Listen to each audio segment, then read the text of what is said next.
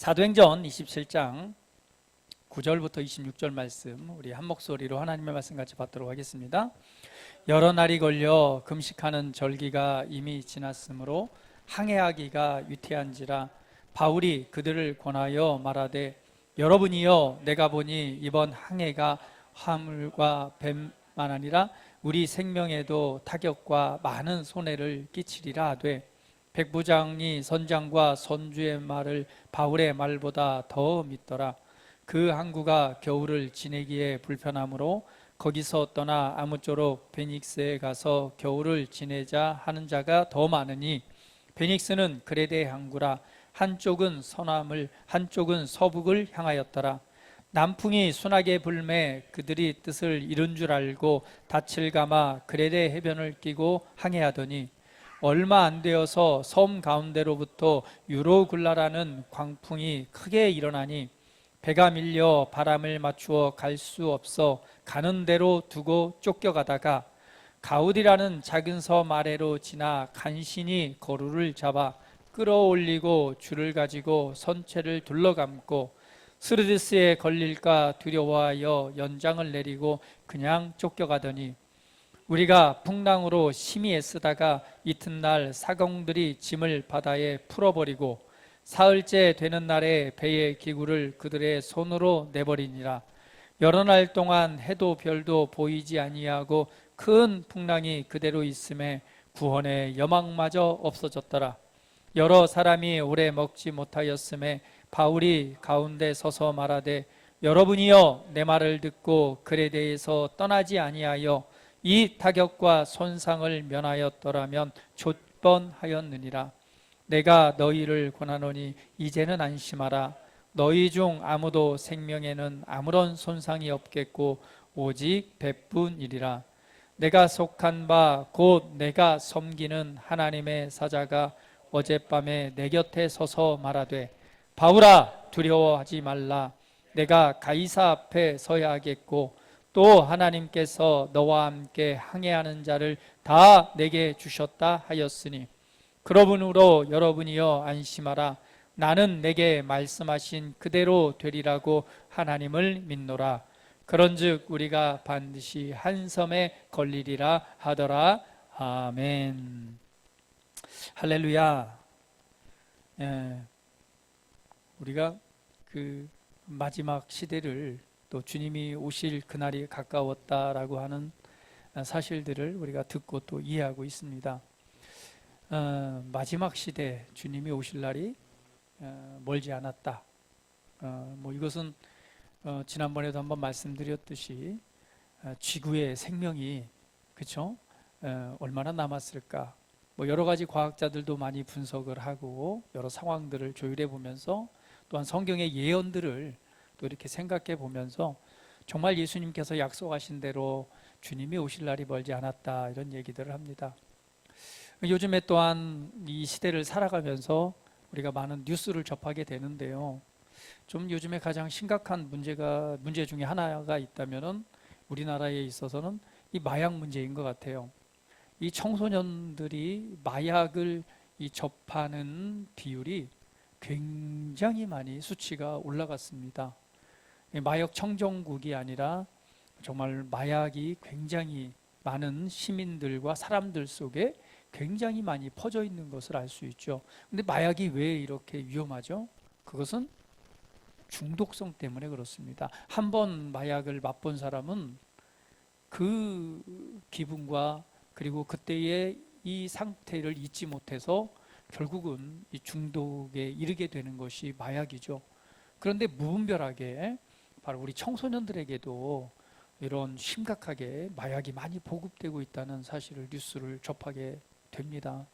그래서 모든 걸 분별하고 알 수 있는 나이가 아닐 때, 어렸을 때에 이 마약을 접한다라고 하는 것은 정말 그들의 인생이 어떻게 될지 너무나도 안타까운 현실입니다.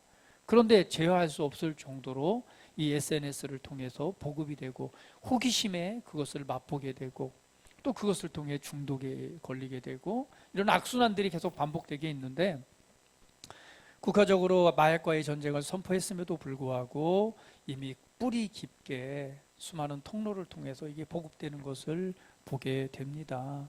참 너무나 안타까운 사실들이고요. 우리 청소년들이 또 이런 것들을 분별하고 그리고 정말 말씀 안에서 올바른 것을 취하는 그런 은혜가 있기를 우리가 기도해야 될 줄 압니다. 시대적으로 보면은 참 또 안타까운 또 우리가 위기의 상황 속에 살고 있는 것은 맞는 것 같습니다. 얼마 전에 우리 우크라이나 전쟁이 벌써 2년째를 접어들고 있죠. 이제 그러다 보니 이 전쟁이 정말 확산이 될지 어쩔지 뭐 이런 상황 가운데 있습니다. 그런데 뉴스를 보니 우리 또 푸틴이 누굴 만났죠? 김정은 북한의 김정은을 만났죠. 왜 만났을까요?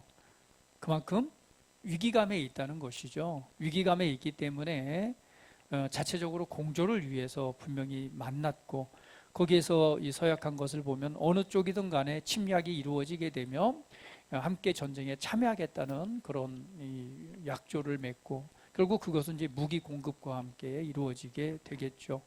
그런 상황과 또한 중국은 중국의 영향력을 확대하기 위해서 이 태평양 쪽에 진출하기 위해서 이 대만을 호시탐탐 노리고 있죠. 왜? 대만을 점령하게 되면 그 일대를 차지할 수 있는 또 그런 지리학적으로 굉장히 중요한 요충지이기 때문에 호시탐탐 기회를 노리고 있습니다. 이런 상황 속에서 어떻게 보면은 신냉전 시대에 가까워지는 것 아니냐라고 평가를 하게 되죠. 우리 미국을 비롯한 자유진영과 또한 중국과 소련 또 기타 이렇게 분리가 되면서 새로운 그런 냉전 시대가 오는 것 아니냐라는 생각을 또 하게 됩니다. 그만큼 언제 어디서 어떤 전쟁이 어떻게 발발해서 어떠한 위기 상황이 오게 될지 감히 판단이 안 되는 그런 시대에 살고 있습니다. 여러분, 우리는 굉장한 평화의 시대, 문명이 발달한 너무나 좋은 시대에 살고 있습니다. 먹고 사는 문제가 걱정이 없이 얼마나 인생을 잘 즐기고 또 누릴 수 있을까, 오히려 이런 것에 대해서 생각하는 시대에 살고 있는데 그 시대가 얼마 되지 않은 것도 같은데 정말 시대적으로 세계적으로 이 모든 정황을 보면 굉장한 위기 속에 살고 있는 것도 사실입니다. 그럼 이런 위기 속에서 우리 그리스도인들은 좀 더 깨어 있어야 되겠죠. 그리고 우리가 어떻게 생각하고 어떻게 살아가야 될 것인가에 대해서 분명하게 붙잡아야 될 것이 있어야 될 줄 압니다. 그것은 바로 오직 진리인 하나님의 말씀을 붙잡고 그리고 그 안에서 우리 그리스도인들이 해야 될 역할을 해야 될 것입니다.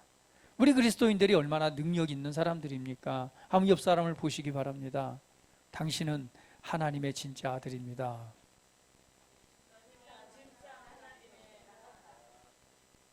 하나님의 진짜 아들입니다. 아들은 어떤 역할을 하고 있습니까? 하나님의 아들로서 우리가 이 땅에 해야 될 역할이 있습니다. 전쟁이 일어나는 것도 뭐 해야 되겠고 막아야 되겠고 싸움과 다툼을 통해서 분열되는 것도 우리 누가 하나님의 아들들이 믿음과 기도와 또 믿음의 선포를 통해서 상황을 바꾸고 하나님의 복음이 더욱더 확장되고 확장되어서 더 많은 영혼들이 구원하는 구원의 날이 이르도록 우리 그리스도인 하나님의 아들들이 해야 될 역할이 있는 것입니다. 그러므로 이렇게 말세가 되고 마지막 때에 가까울수록 우리 그리스도인들은 더욱더 깨어 있어야 되겠고요. 하나님의 말씀을 붙잡고 하나님의 말씀을 따라 살아가는 우리 그리스도인들이 되어야 될 것입니다. 오늘의 이 본문 말씀을 통해서 내게 말씀하신 대로라는 제목으로 하나님의 말씀을 함께 나누기를 원합니다. 오늘의 본문 배경은 여러분 잘 알고 있다시피 바울이 하나님의 부르심을 받아서 예수 그리스도 하나님의 아들이신 예수 그리스도의 놀라운 사랑을 증거하고 또 하나님의 부르심을 이뤄가는 과정 중에서 발생한 일입니다. 바울은 누구예요?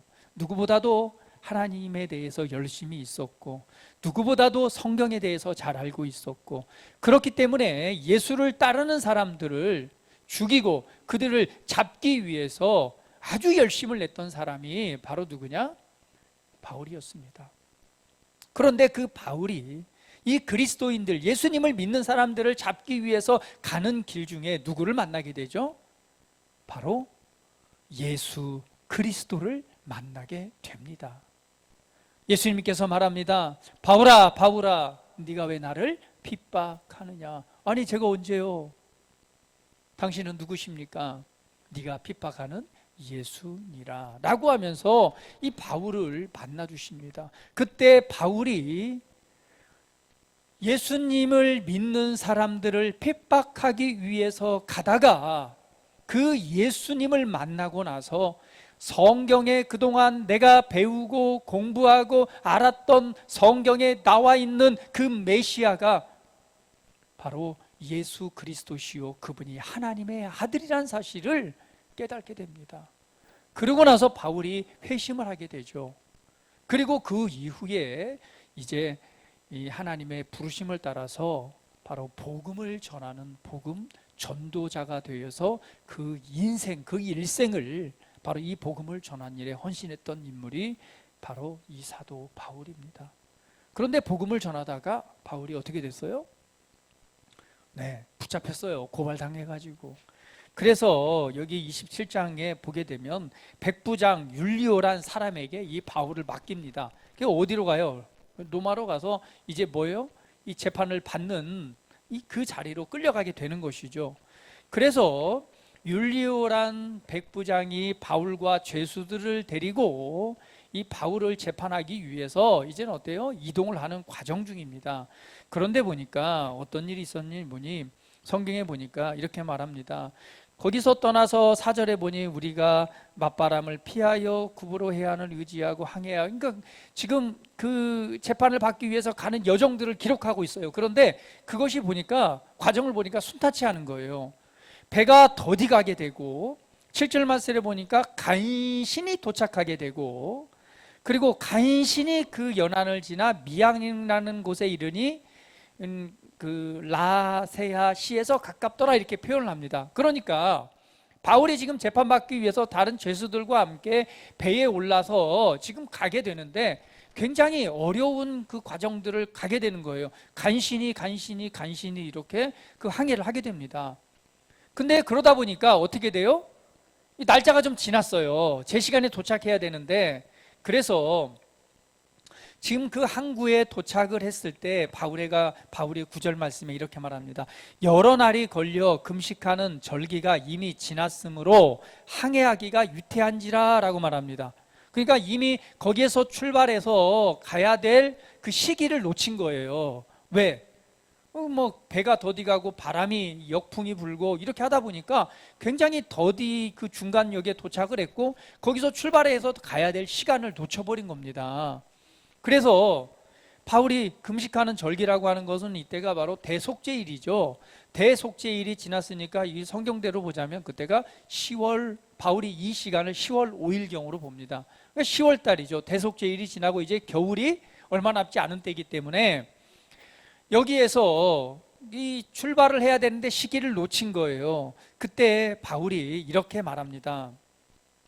바울이 그들을 권하여 말하되 여러분이요 내가 보니 이번 항해가 화물과 배뿐 아니라 우리 생명에도 타격과 많은 손해를 끼치리라 하되 이렇게 말합니다. 여기서 보니까 바울이 내가 보니라고 말합니다.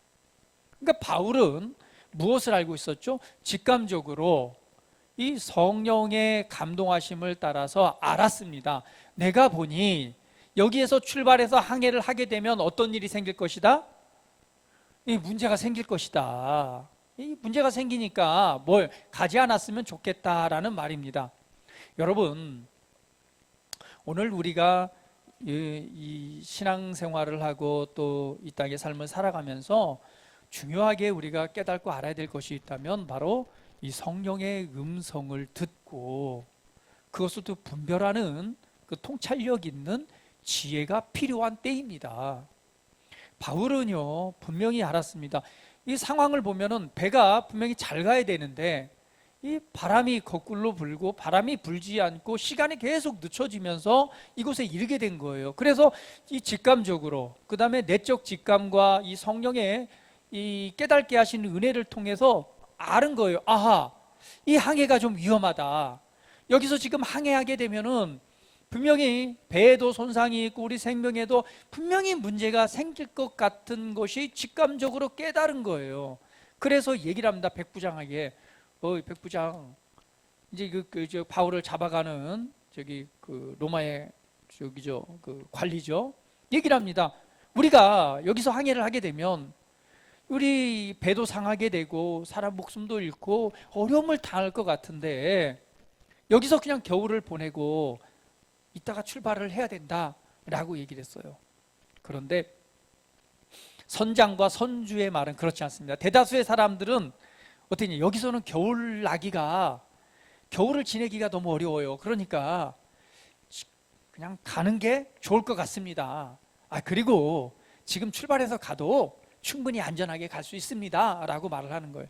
여러분, 우리가 여러분 인생을 살아가면서 여러분 우리가 성령의 음성을 듣고 또 그 상황을 분석해서 오는 그 통찰력이 있기를 예수님의 이름으로 축복합니다. 성령의 음성을 듣는 방법에서는 여러 가지가 있겠지만 첫 번째는 바로 뭐냐면 기록된 말씀입니다. 하나님께서는요, 우리에게 말씀하실 때 이 성경을 통해서 말씀하십니다.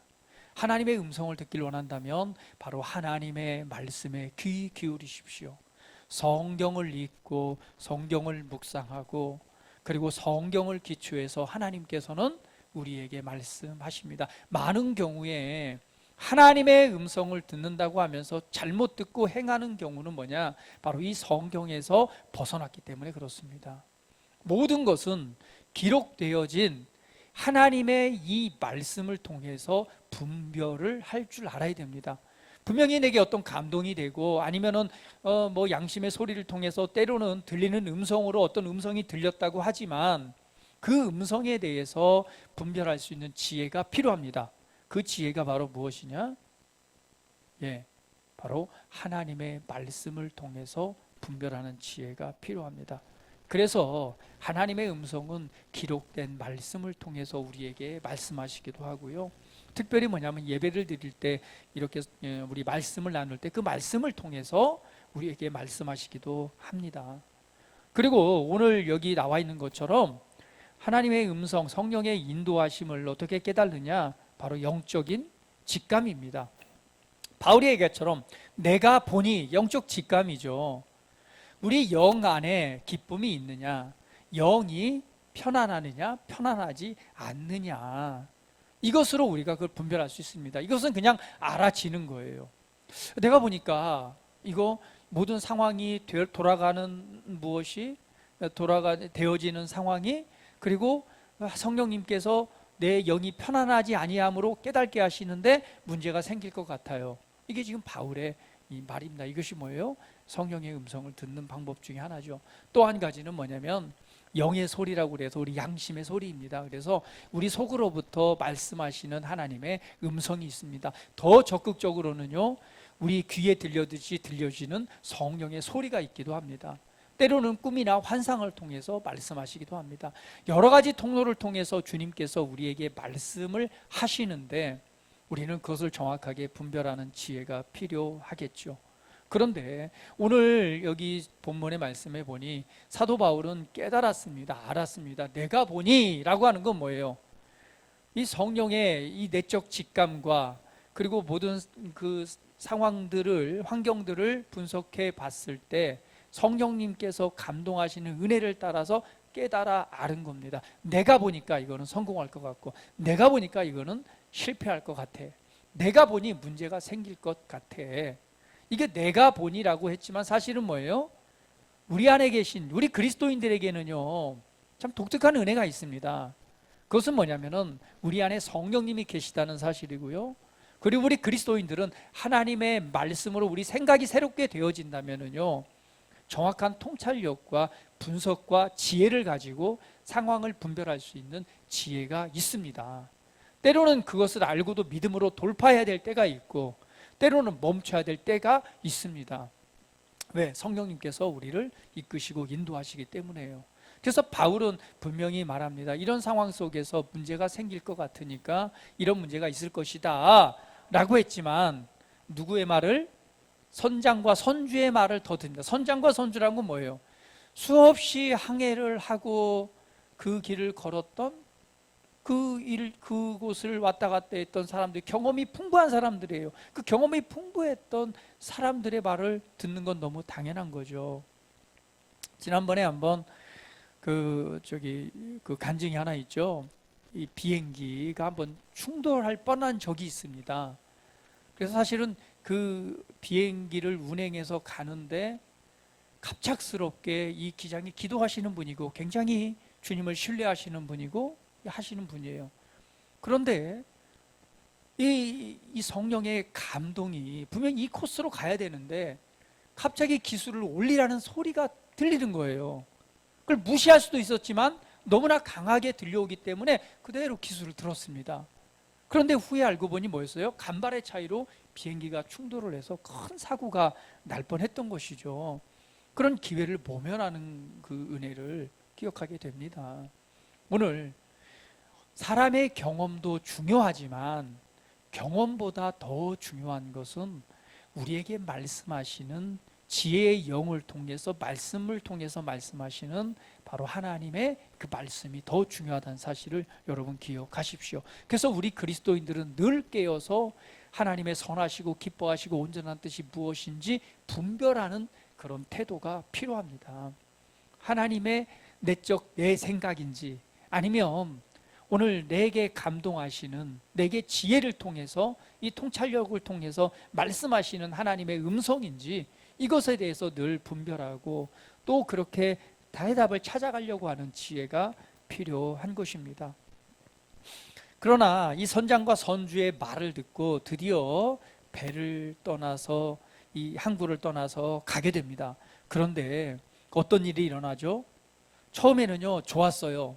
13절에 보니까 남풍이 순하게 불매 그들의 뜻을 이룬 줄 알고 닷을 감아 그레데 해변을 끼고 항해하더니, 그러니까 바람이 좀 우리가 맞아 역시 맞는 대로 그렇게 순하게 순탄하게 가게 되는데 얼마 지나지 않아서 어떤 일이 생기냐, 얼마 안 돼서 섬 가운데로부터 유로굴라라는 광풍이 크게 일어나니, 이게 뭐냐면 유로굴라라고 하는 폭풍, 한마디로 폭풍이란 거예요. 폭풍이 일어난 거예요. 여러분, 이 시대의 배는 이 모터를 통해서 동력을 발생하던 시대가 아닙니다. 오직 무엇에 의지해서? 네? 네? 그렇죠. 이걸 올리고 이 바람에 의해서 이렇게 배가 이동하던 시대예요. 근데 이때에 여러분 배가 그냥 작은 돛담배는 아니었습니다. 왜냐하면은 그 성경에 보게 되면은 그 배에 승선한 인구가 사람이 몇 명이라고 그랬어요? 276명이라고 기록되어져 있습니다. 그러면 그 시대에 276명이 탔다고 하면은 배가 어때요? 큰 배죠. 276명이 승선할 정도면은요, 굉장히 큰 배입니다. 여러분 배 타보셨어요?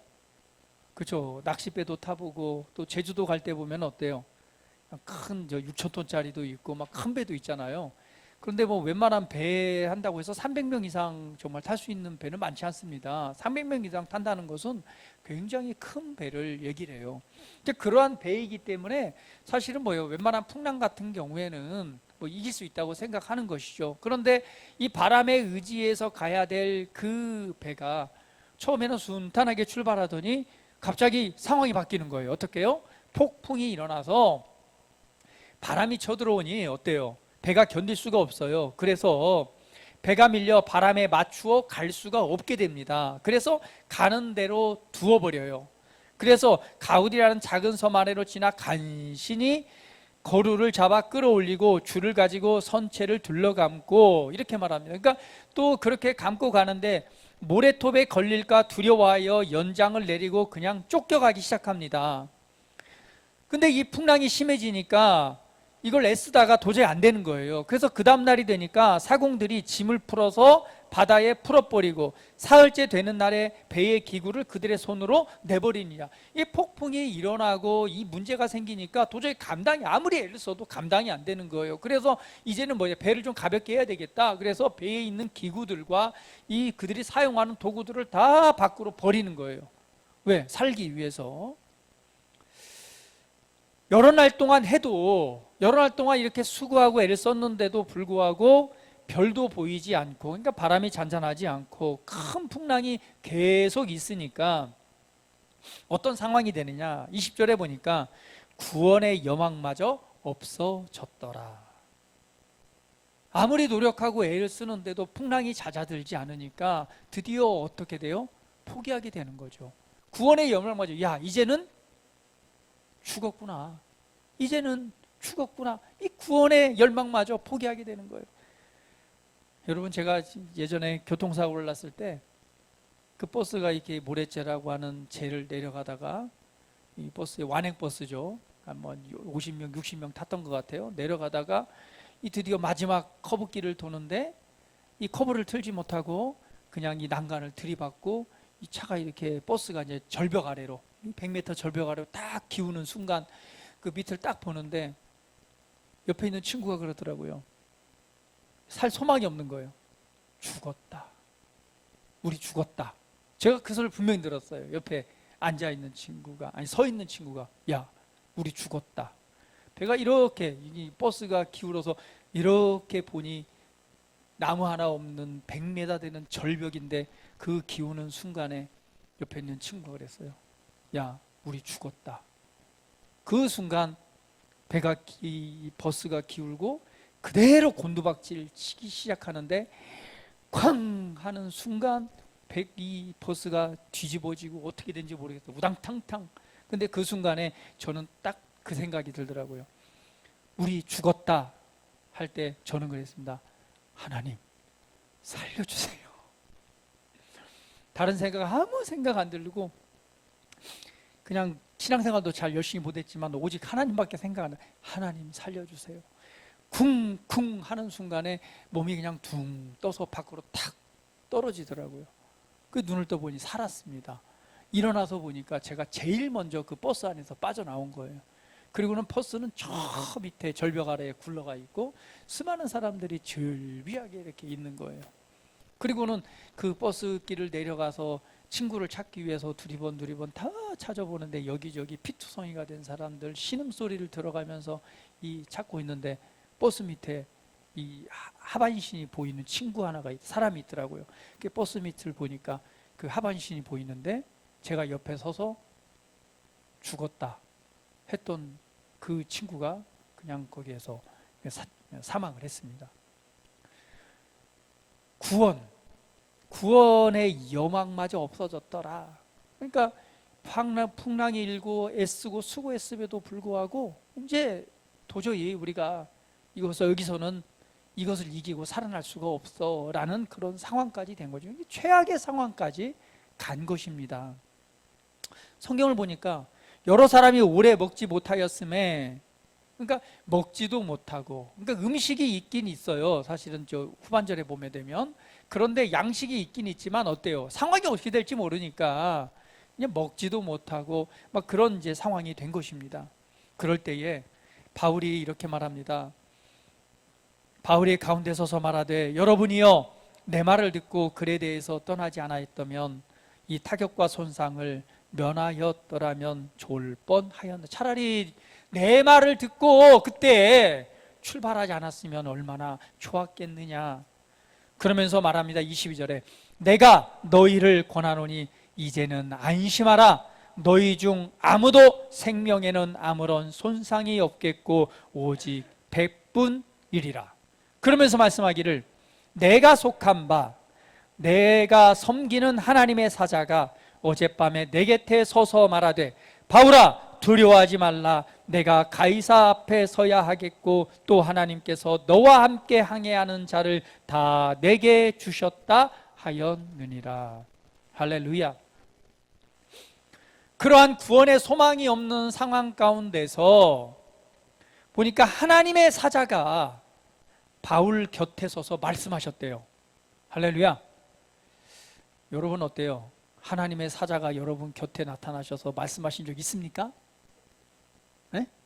우리 신미정 주사님은 이렇게 웃으시는 게 나한테 있었던 것 같아요 이렇게 하시는 것 같은데, 여러분 하나님의 사자가 바울한테 곁에 서서 나에게 메시지를 줬다라고 말하는 거예요. 그러니까 우리가 성경대로 보면은 진짜로 하나님의 사자가, 하나님의 이 말을 전달하는 사람이 곁에 섰다는 얘기는 뭐예요?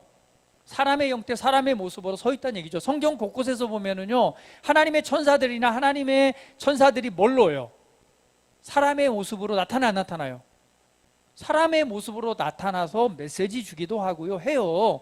근데 이 바울도 말하기를 하나님의 사자가 내 곁에 서서 말했다고 하니까 실제로 우리가 성경 그대로 보면 뭐예요? 뭐 환상이라고 할 수도 있겠죠. 환상일 수도 있겠지만 실제로 뭐예요? 하나님의 사자가 진짜로 서서 말씀하고 사라졌을 수도 있습니다. 그런데 이런 정말 극적인 상황을 경험하고 싶다면 여러분 정말 극적인 상황이 돼야 되겠죠. 제가 보니까 여기 계신 분들 중에 그런 극적인, 저를 비롯해서 극적인 상황을 경험한 사람들은 없기 때문에 이런 극적인 진짜 하나님의 사자가 옆에 서서 말씀하시는 그 은혜를 경험하지는 못했을 것입니다.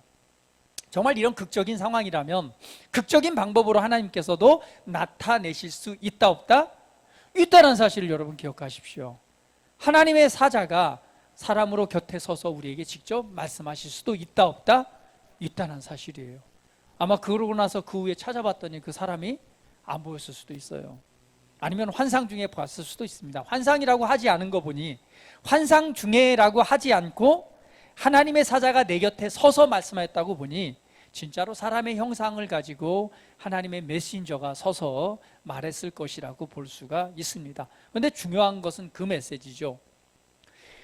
내가 속한 바 내가 섬기는 하나님의 사자가 어젯밤에 내 곁에 서서 말하되 바울아 두려워하지 말라 내가 가이사 앞에 서야 하겠고 또 하나님께서 너와 함께 항해하는 자를 다 내게 주셨다 하였으니.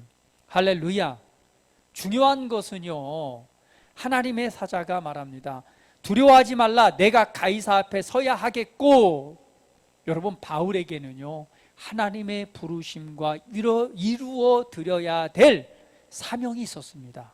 그것은 뭐냐? 가이사 앞에 서서 복음을 전해야 될 하나님의 계획과 하나님의 부르심이 있었던 것입니다.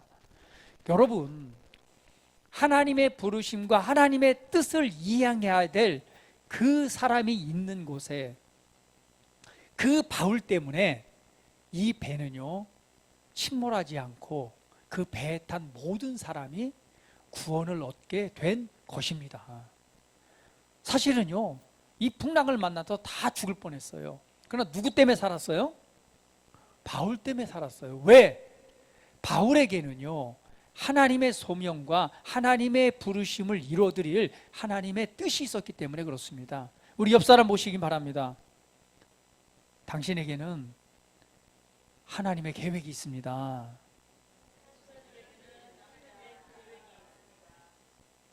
우리가 우리 인생 가운데 아파서도 안 되고요, 죽어서도 안 되고요, 사건 사고를 만나서도 구원받아야 될 이유가 있다면 오늘 나를 향한 하나님의 부르심, 하나님의 소명입니다. 우리가 우리 인생을 통해서 내가 하나님 앞에 드려야 될 이 부르심과 소명이 있는 거예요. 우리는 이것에 대해서 고민하고 생각해 봐야 됩니다. 하나님, 내 인생을 통해서 나를 통해서 내가 살아있는 동안 나를 통해서 이 땅 가운데 하나님의 나라와 하나님을 위해서 나를 통해 하시고자 하는 일이 무엇입니까? 그것이 여러분의 소명입니다. 그것을 이루기까지는요 다치지도 아프지도 죽어서도 안 돼요. 할렐루야. 그것을 믿고 그 소명을 붙잡으시기를 바랍니다. 그리고 내 남은 날을 계수해 보면서 하나님, 내가 주님을 위해서 이 땅 가운데 내가 보내심을 받았다면 나에게 하라고 하신 일이 무엇입니까? 내가 주님을 위해서 해드려야 될, 내가 살아야 될 삶이 무엇입니까? 나의 소명이 무엇입니까? 오늘 그것을 붙잡고 그 소명을 따라 살아간다면 오늘 바울과 같은 그 고백이 될 것입니다.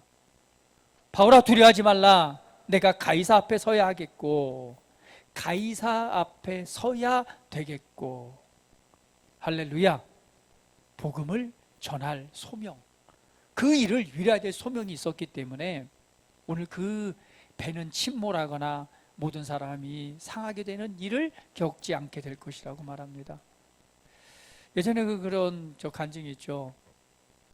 어떤 목사님께서 선교를 위해서 비행기를 타고 이제 가야 될 시간이 됐는데 그 비행기를 사정해서 놓친 거예요. 그런데 그 비행기가 이렇게 해서 가다가 사고를 당했어요. 많은 사람들이 얘기를 합니다. 아이고 선교사님, 정말 하나님의 은혜로 선교사님이 그 비행기를 타지 않았기 때문에 이 사고를 면했습니다. 그랬더니 선교사님이 이렇게 말을 하는 거죠. 아니요, 그렇지 않습니다. 제가 그 비행기에 탔더라면 그 사고가 일어나지 않았을 것입니다. 왜요? 왜 그렇게 말할 수 있죠? 바울과 같은 고백이요. 하나님께서 나를 통해 하시고자 하는 분명한 소명과 계획이 있기 때문에 오늘 그런 일이 일어나지 않을 것이다 라고 하는 그분의 믿음인 것입니다. 할렐루야. 여러분에게도 이런 믿음이 있기를 주님의 이름으로 축복합니다. 그런 믿음을 가지고 내가 내 남은 인생, 내 생애를 통해 하나님과 하나님의 나라를 위해서 내가 할 수 있는 일이 무엇인가, 하나님께서 무엇을 하라고 나를 부르셨는가, 그 소명을 붙잡기를, 그 비전을 가지시기를 예수님의 이름으로 축복합니다. 내가 입술을 열어 복음을 전하는 자가 됐건, 내가 영혼을 구원하는 하나님의 나라를 위해서 할 수 있는 일이 무엇인가를 붙잡는다면 오늘 그 붙잡은 그 은혜가 오늘 바울의 세계처럼 너 두려워하지 말라. 이 풍랑과 어려움이 있어도 두려워하지 말라. 어떤 환경 가운데서도 두려워하지 말라. 네가 가이사 앞에 서야겠고 하나님께서 너와 함께하는 자들을 내게 주셨다 하셨으니, 그때 바울이 이렇게 말합니다. 그러므로 여러분이요 안심하라. 나는 내게 말씀하신 그대로 되리라고 하나님을 믿노라. 할렐루야. 이것이 바울의 믿음의 고백입니다. 나는 내게 말씀하신 그대로 되리라고 하나님을 믿노라. 아멘. 여러분, 하나님은 말씀하시고 그리고 그 말씀하신 대로 반드시 이루시는 분이십니다. 창세기 21장 1절에 보니까 여러분 잘 아시는 아브라함 그리고 사라에 관한 이야기가 나옵니다. 사라, 아브라함 뭐예요? 하나님께서 아브라함에게 약속하시잖아요. 사라 너를 통해서 약속한 아들이 이삭이 나올 것이다. 그런데 그때가, 그 약속을 받은 때가 언제예요? 나이가 먹어서 더 이상 애를 잉태할 수 있는 그런 나이가 아니에요. 다 끊어졌어요. 남자나 여자나 아브라함이나 누구나, 사라나 이 폐경기가 돼서 애를 낳을 수가 없는 상황이에요. 그런데 너를 통해서 아들을 보겠다고 하니까 참 얼마나 웃겨요. 말도 안 되는 약속을 받았습니다. 그런데 어떤 일이 일어나요? 99세가 되었을 때 사라가 잉태를 하고 약속하신 대로 그를 통해서 이삭이라는 아들이 나옵니다.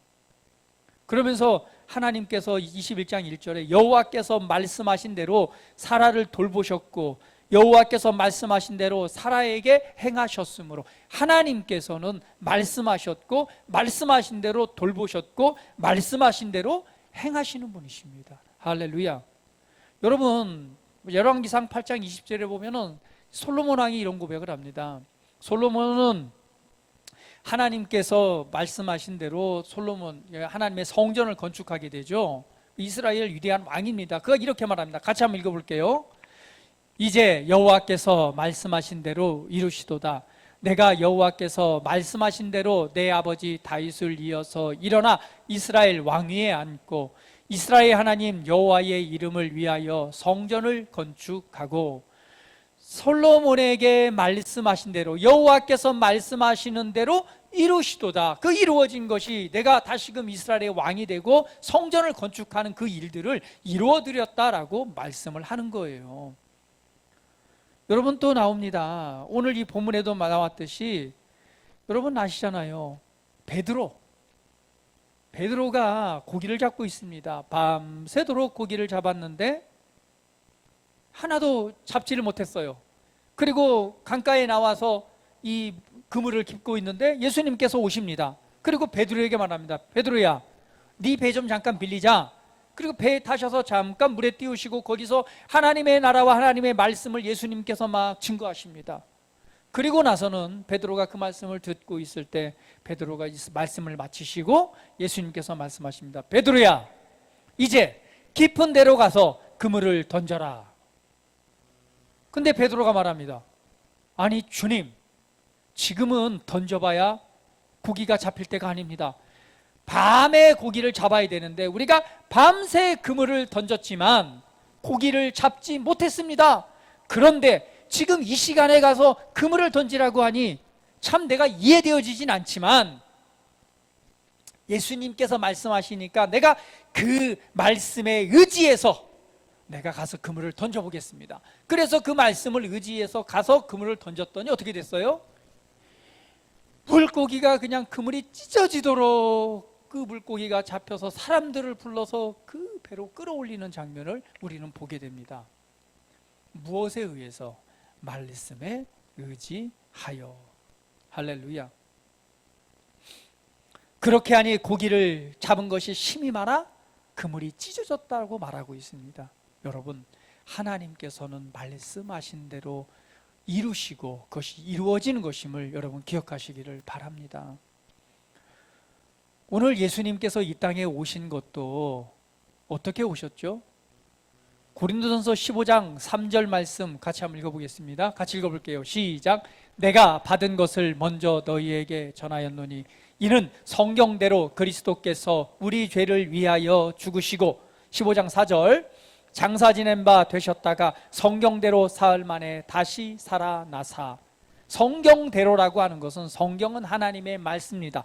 하나님의 말씀대로 예수님께서는 이 땅에 오셨고 하나님께서 말씀하신 대로 예수님께서는 우리의 죄와 우리를 구원하시고자 대신 십자가에서 고난과 저주를 받으시고 성경에 말씀하신 대로 사흘 만에 다시금 살아나셔서 하나님의 아들임을 선포하셨고 오늘 그를 믿는 자에게 죄의 용서함과 죄의 사함과 그를 믿는 자에게 하나님의 자녀가 되는 거듭남의 은혜를 통해서 하나님의 자녀가 되는 은혜를 우리에게 베푸셨습니다. 할렐루야. 무엇대로? 하나님이 말씀하신 대로. 그렇기 때문에 우리가 예수님을 우리의 구원자로 믿는 것입니다. 왜? 성경대로 오셨고 성경대로 죽으시고 성경대로 부활하셔서 성경대로 하늘에 올라가 하나님 우편에 앉으시고 성경대로 다시금 오시겠다고 하신 그분이 바로 하나님의 아들이신 예수 그리스도이시기 때문에 그렇습니다. 교회를 다닌다고 구원받는 게 아니고 봉사한다고 헌금을 많이 드린다고 구원받는 게 아니고 오직 하나님의 아들이신 예수 그리스도를 나의 구원자로 믿고 영접하는 자가 오늘 구원을 얻습니다. 저와 여러분이 그 은혜를 통해서 바로 그 하나님의 자녀가 되었습니다. 무엇대로? 말씀하신 대로. 할렐루야. 여러분, 오늘 내게 말씀하신 대로 그것이 이루어질 것을 내가 믿노라 라고 말씀합니다.